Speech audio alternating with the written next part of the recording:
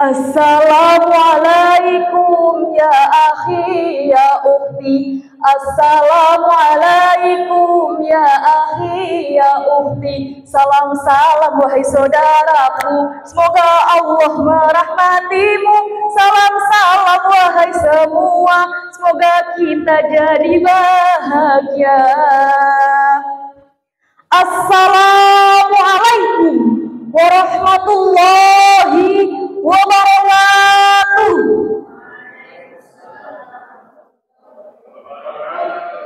Alhamdulillah, alhamdulillahilladzi ja'alal qalama lil kitabah wal kitabah lil qira'ah wal qira'ah lil ma'rifah wal ma'rifah lil ibadah wal ibadah lillahi ta'ala.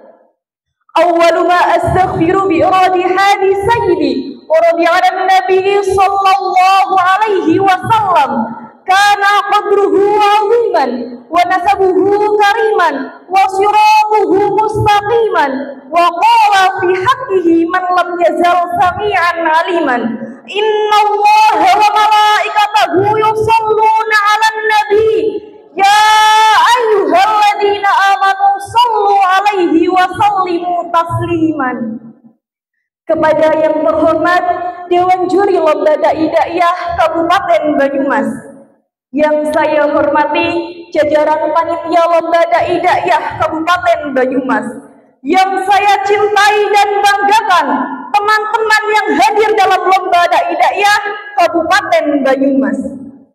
Hadirin rahimakumullah, tiada untaian kata yang pantas terucap melainkan rasa syukur kita kepada Allah Subhanahu wa taala, Zat yang telah menciptakan dualisme dunia, yang mana tidak bisa bertahan satu jika tidak ada duanya, sehingga terciptalah langit dan bumi, bulan dan bintang, lautan dan daratan, si cantik dan si buruk rupa, sehingga terciptalah kehidupan di alam semesta ini. Kedua kalinya, salawat beserta salam semoga tetap tercurah limpah kepada Rasul sang pemimpin umat yang menyerna bentuk kriminal dan maksiat, yang mengorbit cahaya selamat, yang mampu memberi syafaat kepada umat Nabi di hari kiamat kelak. Beliau adalah Nabi besar Agung Muhammad sallallahu alaihi wasallam. Dalam kesempatan kali ini, izinkanlah saya menyampaikan tausiah dengan tema Masjid sebagai sentral peradaban Islam.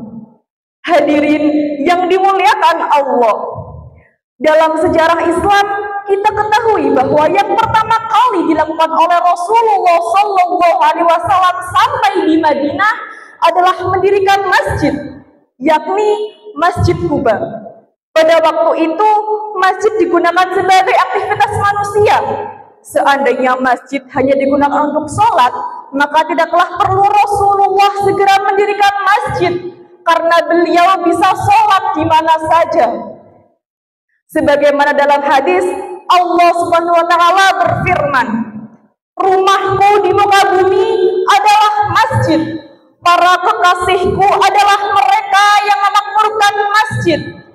Siapa yang ingin berjumpa denganku, maka datanglah ke rumahku." Sungguh wajib bagi tuan rumah memuliakan para tamunya.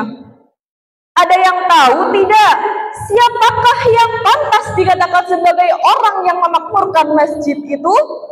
Qala Allah Ta'ala fi kitabihil karim, A'udzu billahi minasy syaithanir rajim. Bismillahirrahmanirrahim. Innama ya'muru masajidallahi man amana billahi wal yawmil akhir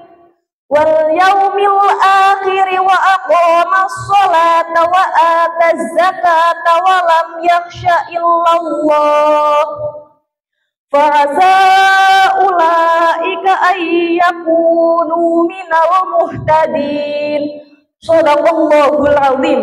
Yang artinya Sesungguhnya yang pantas memakmurkan masjid-masjid Allah hanyalah mereka yang beriman kepada Allah dan hari akhir, mendirikan sholat, menunaikan zakat, serta tidak takut kepada siapapun selain Allah.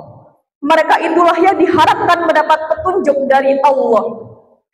Dalam kitab tafsirnya, Imam Ibnu Katsir mengatakan bahwa orang yang memakmurkan masjid-masjid Allah itu tidak dengan cara menghiasi dan membangun dari fisik bangunan luarnya saja, tetapi juga dengan cara berzikir kepada Allah, mendekatkan syariat Islam di dalamnya, serta membersihkannya dari kotoran dan maksiat, dan menjauhi perbuatan syirik. Dalam masyarakat saat ini, masjid digunakan seperti halnya tempat ibadah, yakni ibadah sholat. Masjid digunakan sebagai sarana persatuan umat Islam dan sebagai tempat ibadah dan peradaban. Sekolah dan universitas lahir dari masjid. Optimalisasi peran dan fungsi masjid tidak hanya digunakan sebagai tempat ibadah saja, tetapi juga sebagai tempat mengasuh umat, sebagai bagian dari pendidikan Islam informal.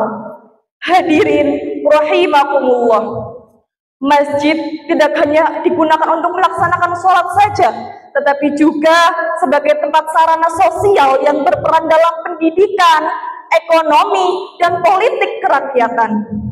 Peran masjid sebagai pusat pembelajaran juga sangat berpengaruh kepada kemajuan Islam di Andalusia.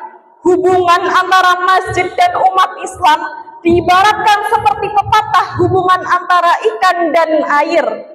Makna peribahasa di atas, masjid adalah sebagai jiwa dan daya hidup umat Islam. Hadirin rahimakumullah, mungkin itu saja yang dapat saya sampaikan. Kurang dan lebihnya saya mohon maaf apabila ada beberapa kata yang kurang berkenan di hati. Wallahul muwaffiq ila aqwamit thariq. Wassalamualaikum warahmatullahi